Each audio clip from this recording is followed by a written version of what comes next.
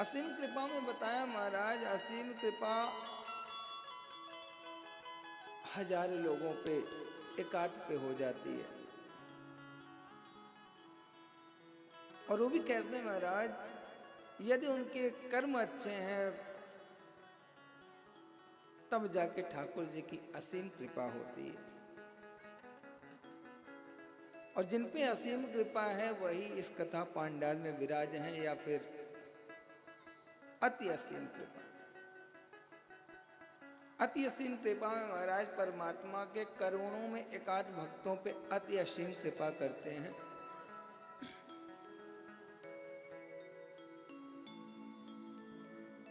और अति असीम कृपा महाराज उसी पे होती है जिसे प्रभु पूर्ण रूप से अपने चरणों में शरण देते हैं।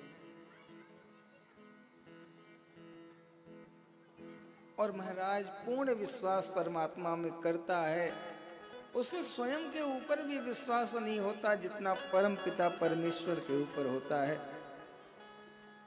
यद्यपि कहें वो सब कुछ समर्पित कर देता है परम पिता को, जैसा करना है जो करना है पिता आप कीजिए, मैं तो शून्य हूं, मैं तो अभिमान बस पहले गलतियों पे गलतियां करता था, मैं और मोर तोर तय माया, इसी में मैं प्रभु लगा हुआ था।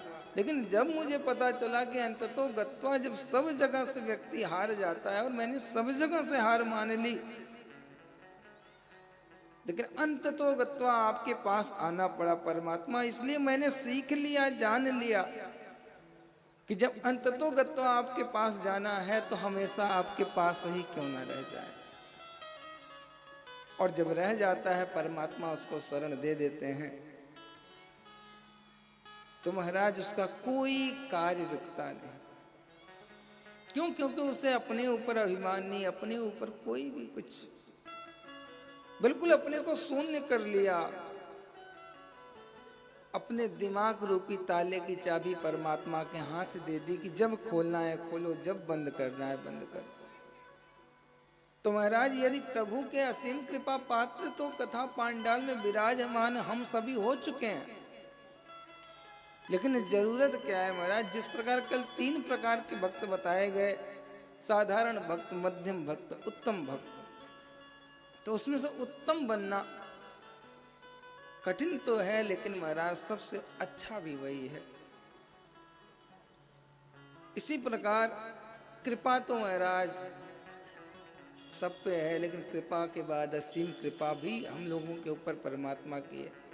लेकिन अब महाराज अति विशेष कृपा हम लोगों को ठाकुर के चरणों में बैठकर प्राप्त करनी है,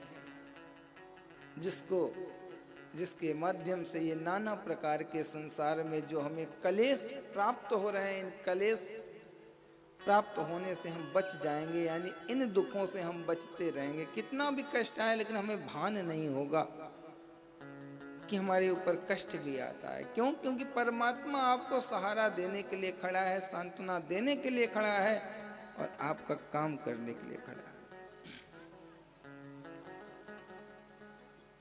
प्रेम से बोले